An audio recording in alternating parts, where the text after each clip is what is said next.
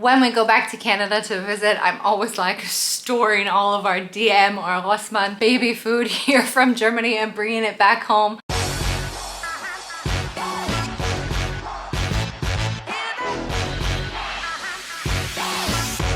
Hello you guys, and welcome back to the Life in Germany channel. If you've not been here before, my name is Jenna. I'm a Canadian who's been living here in Germany since 2014. I am so sorry you guys, it has taken me a while to upload a video. A mixture between this Sommerferien with my toddler, bed rest, not feeling so hot. Things took a little bit of a bumpy road, but I am back and I am really excited to share more content with you guys. I am super pregnant. It is super hot, so we're gonna try to get through this. If you're pregnant or you've had kids, you might have already seen some of my videos. I've talked about things I wish I knew before giving birth in Germany, the best German toys you wish you had as a kid. We've even gone so far as to talk about the worst and the best German names for your baby. We are just 7 weeks away, so I'm very excited to introduce our baby girl. But for now, let's dive right into it and talk about some of the coolest German baby products that you're gonna wish that you had as a baby or when you had a baby, or perhaps you're still planning on having a baby,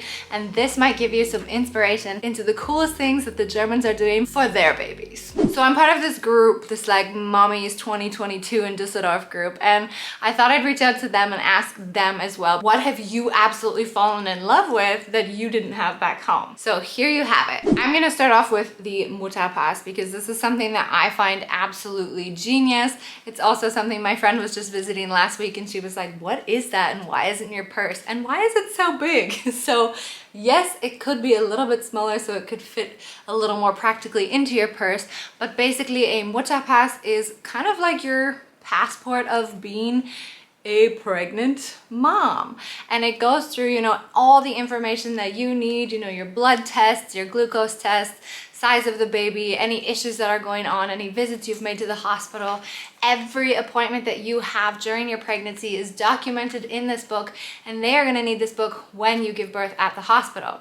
They also say that you do have to carry this with you at all times in case there is an emergency. You do have to go to the hospital and you're not close to home. Your midwife in Germany is not the one who will likely actually birth the baby. It could be, but I'd say 9 times out of 10, you're going to go to a hospital, they're going to have a midwife on duty, so they don't know much about you, if anything at all, and this Mutterpass or mother's passport, whatever you'd like to call it, is going to be your saving grace. Now the second thing on my list would definitely have to be Leder Krabbelschuhe. These are amazing. This is something I buy for every single Canadian, every single German I know who's having a baby, because they are so practical and I fell in love with them from day one. You might be thinking, oh, well, you know, we have them all over the world.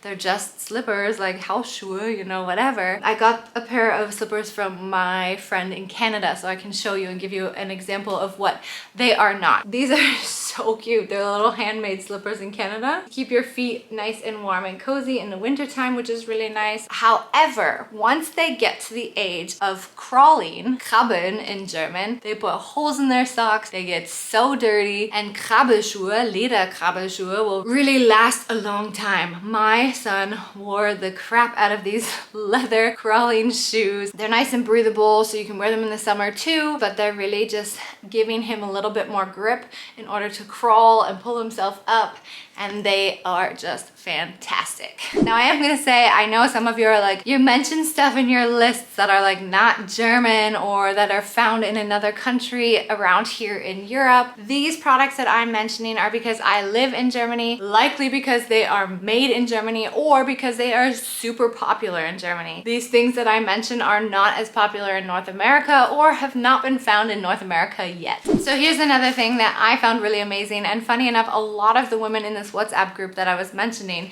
and that is the Mutterpass. So they are just like little cotton pads, like disposable cotton pads that you can use. You can also get cotton pads that you would rewash. And basically during the first few months, maybe just the first few weeks, a lot of Germans will choose to use these instead of wet wipes. That's because you use these with a bucket of warm water. And at first I was like, oh, that sounds like so much more effort. But it is really nice because especially if you have a winter baby, it keeps them warm. Wet wipes are super cold on the bum. And in the first few days, the baby is producing this sort of black sticky substance called meconium, and these are much nicer to get that off than the wet wipes. I've tried it, I've been there, trust me, and I was so happy when I learned this from my German mom friends. This is another product that they use. Weleda is not something that I went crazy over when I first came here, probably because I didn't know it was such a popular brand.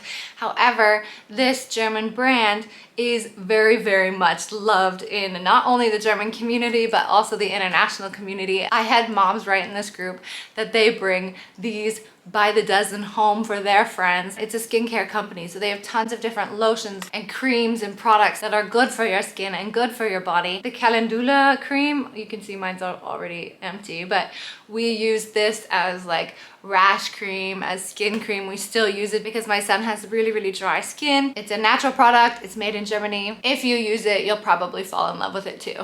Does anybody recognize this tag on the ear here? It says Steiff Knopf im Ohr. So then you know that this is a real Steiff teddy bear. I think this is the cutest gift. We got a few of them, but I always like it when like the grandma or I don't know, someone really close to you, maybe the godmother or the godfather, buys your child their very first Steiff teddy bear or Steiff stuffed animal. This is a German made stuffed animal that many people here in Germany still typically gift as the first present for the newborn baby. If you're lucky, it will also end up being their favorite Kuscheltier or their favorite lovey that they carry around with them all the time. They are very good quality, which is great, but I just love the tradition. I also love the size that you can get them. You can get them in these like tiny little baby sizes, or you can get really big ones, of course.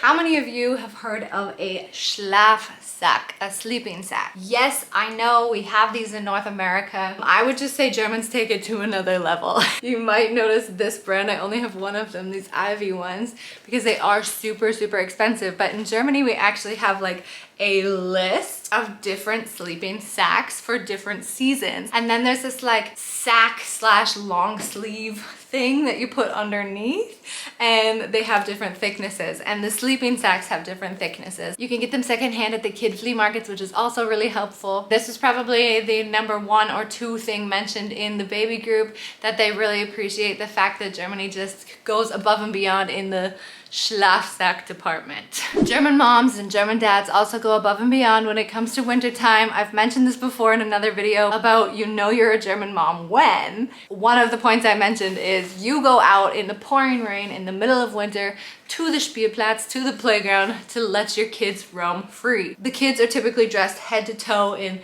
the perfect gear so that they're nice and warm and nice and clean when they come home. Part of that wardrobe includes your Matschhosen. Now these ones are really big because these ones are my son's. I guess in English we would call them splash pants, but it's something that you would have for every child. You require them at the kita or the kindergarten or the daycare. You require them at school, and whenever the cold weather comes along, you can get fleece lined ones. You can get really any kind you want. Germans absolutely love these, and so do us internationals. There is something super German that you're gonna laugh at, and that is the Thermomix. The Thermomix is basically like a all-in-one cooking device that costs a couple €1,000. It can cook and it can chop and it can blend. It can do basically anything. A lot of moms typically buy this when they have a newborn so that they can make their baby food, and then you just switch to making, I don't know, cakes and stews and whatever you'd like. It basically makes everything. I would love to get one. Definitely out of my budget. I also don't know if I would use it necessarily, so I haven't gotten one yet, but this is also something that a lot of the international moms absolutely fell in love with when they came here to Germany. I've also got a bunch of toys here behind me. I mentioned in my video about some of the coolest German kids toys that you wish you had as a child, and I would just like to mention that wooden toys are very much a thing here. You can pretty much get anything. Like we have the IKEA kitchen, you know, the Kinderküche,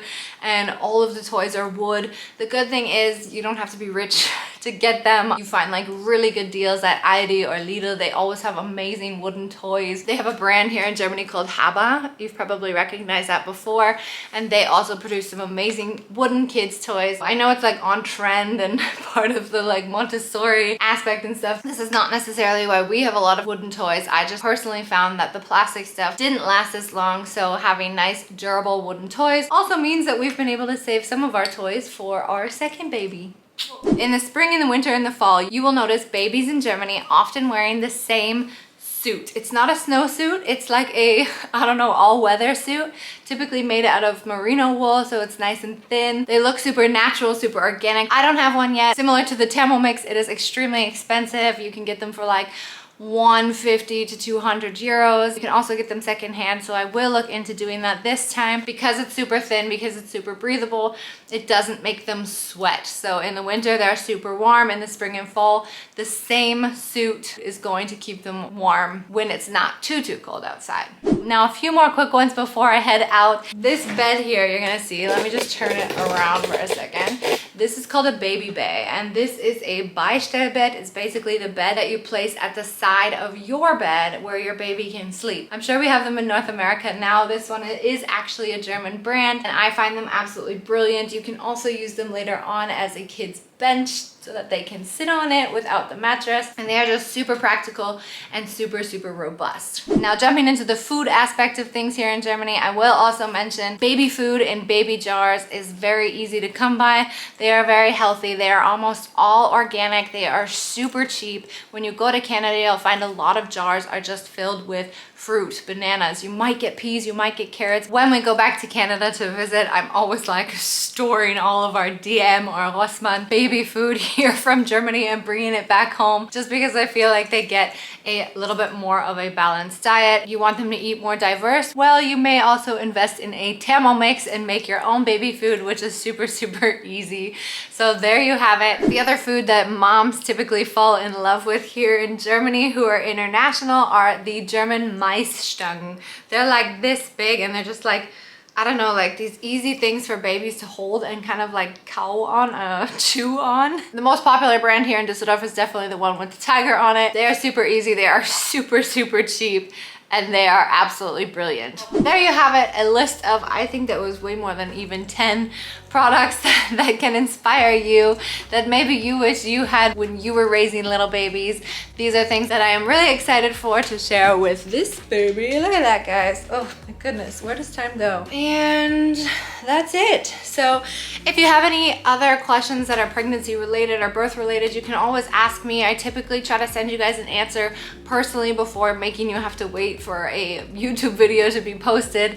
I'm nearing my end of pregnancy here, but while things are still fresh in my mind, I am more than willing to answer questions for you. If you have any theoretical questions about, you know, giving birth or how to prep, what you need to do or what you need to remember, I also have a video called I'm Pregnant in Germany, Now What? So I will also link that down in the description below for you guys, along with all of the other pregnancy related videos if you need them. I'm gonna try to keep posting on Thursdays and keep you guys updated and in the loop. Probably will get a little tricky. Fingers crossed that this baby sleeps through the night, that everything goes well. But until then, vielen lieben Dank und wie immer, bis später.